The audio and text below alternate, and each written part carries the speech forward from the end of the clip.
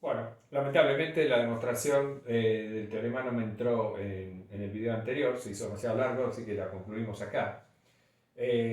Habíamos llegado, lo último que dijimos en el video anterior, es que el límite para h tendiendo a cero de esta suma, del módulo de la suma por lo tanto, del cociente incremental de el cociente incremental de phi respecto de r, cuando r pasa del punto R a r más hu, más este producto escalar, bueno, este límite era cero. Esto fue lo que vimos, lo último que mencionamos en el video anterior.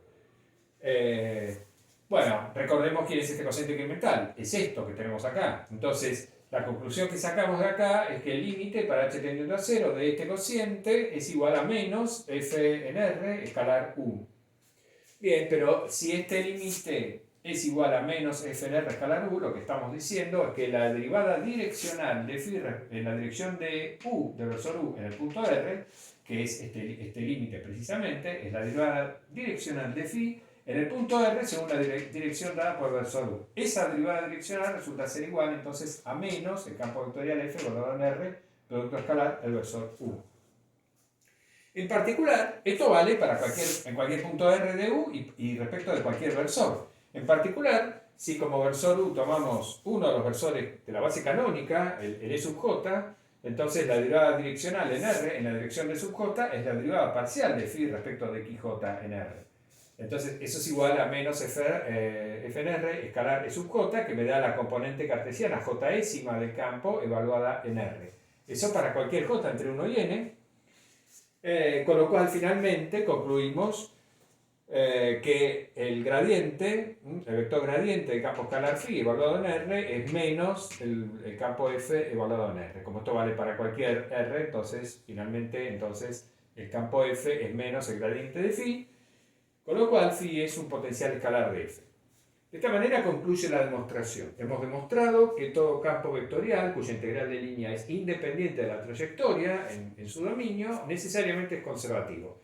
Pero además, como ya comenté, no solamente demostramos eso, sino que mostramos la manera como uno obtiene un potencial escalar de un campo conservativo, que es, digamos, integrando entre un punto fijo y un punto variable r a lo largo de cualquier trayectoria que une ambos puntos.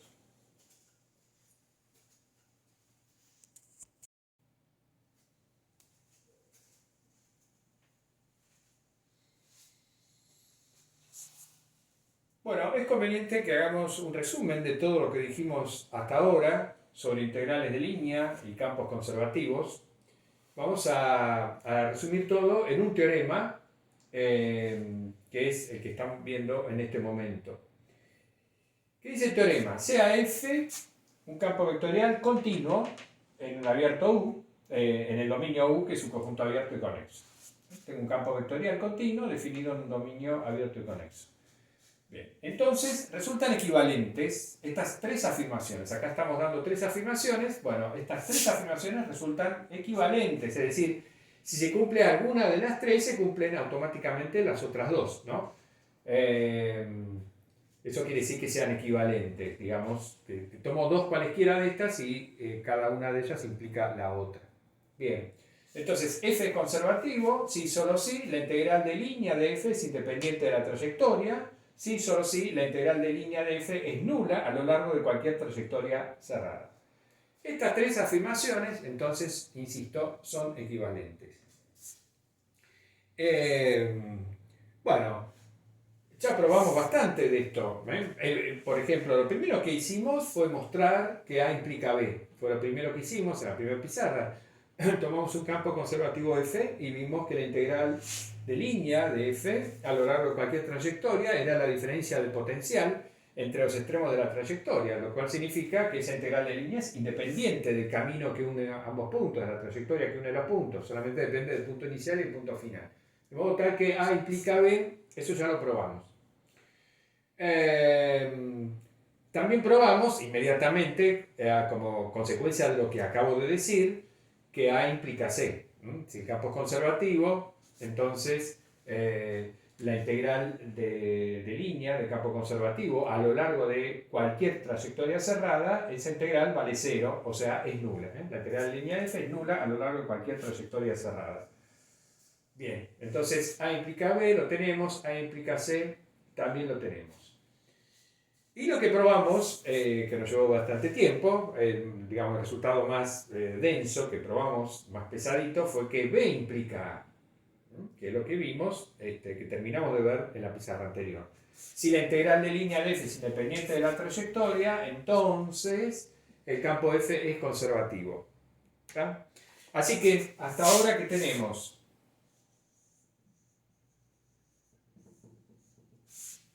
¿qué vimos hasta ahora? Vimos que, a ver, vimos que A implica B, vimos que A implica C, y vimos que B implica A. Eso lo vimos. ¿Qué nos faltaría para completar el circuito?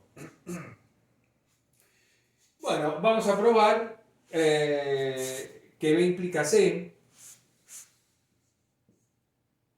Faltaría probar que B implica C.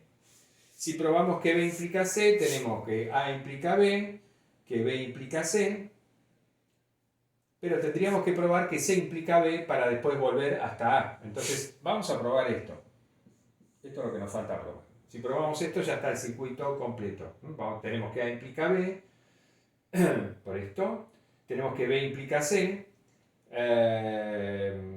por esto. Y tenemos que C implica A, por esto y por esto. Así que nos está faltando esto, la equivalencia entre B y C.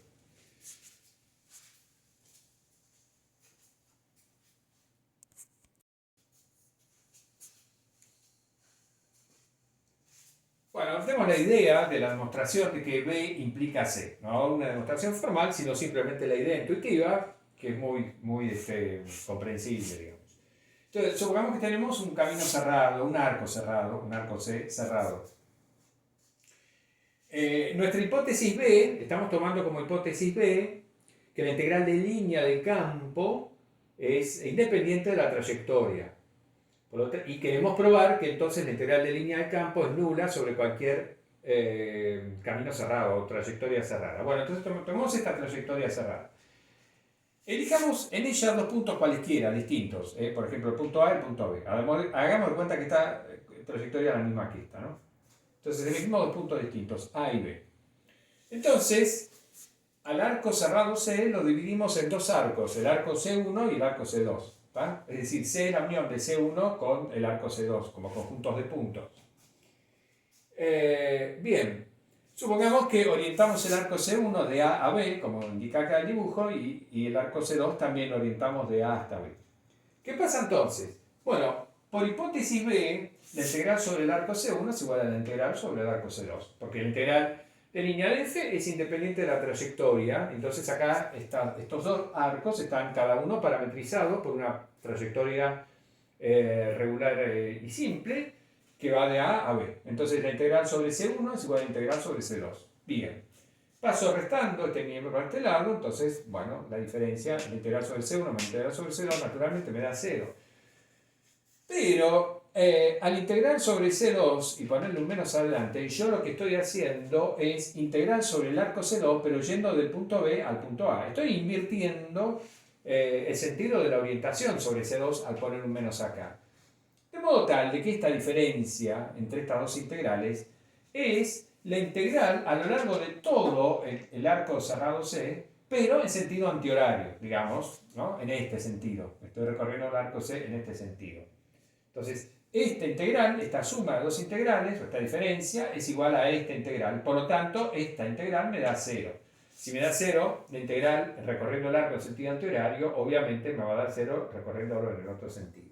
Entonces, la integral de línea sobre el arco cerrado C del campo F resulta ser igual a 0.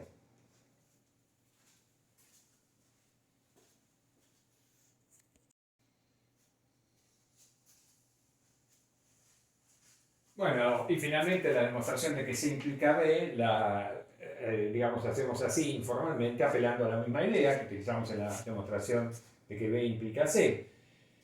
Ahora lo que tenemos son dos trayectorias, una trayectoria C1 y otra trayectoria C2, ambas orientadas, que unen el punto A con el punto B. Y lo que queremos ver es que la integral sobre C1 es igual a la integral sobre C2 del campo. Asumiendo como hipótesis C. ¿Qué me dice la hipótesis C? Que la integral de línea sobre todo camino cerrado, sobre cualquier trayectoria cerrada del campo F, resulta igual a 0. Bueno, entonces, con los arcos C1 y C2 vamos a definir un arco cerrado de la siguiente manera. Vamos a unir C1 con menos C2. Menos C2 representa aquí el arco C2, pero orientado de B hacia A. Sería simplemente que le cambio la orientación. Entonces, considero el arco C como C1 unión menos C2. Entonces C obviamente es un arco cerrado. Luego, por hipótesis C, la integral sobre C2, sobre el arco C, en sentido horario, que sería lo que estoy haciendo acá, ¿no? Porque acá lo que estoy definiendo es a un camino cerrado C que está orientado en sentido horario. Bien, esta integral vale 0 por hipótesis C. Pero esta integral, ¿cómo se calcula? Bueno, es la integral sobre C1 más la integral sobre C2 orientado en sentido opuesto. Por lo tanto, es esta integral menos esta, bueno, me da 0, por lo tanto la integral sobre C1 es igual a la integral sobre C2. Y esto completa la demostración del teorema.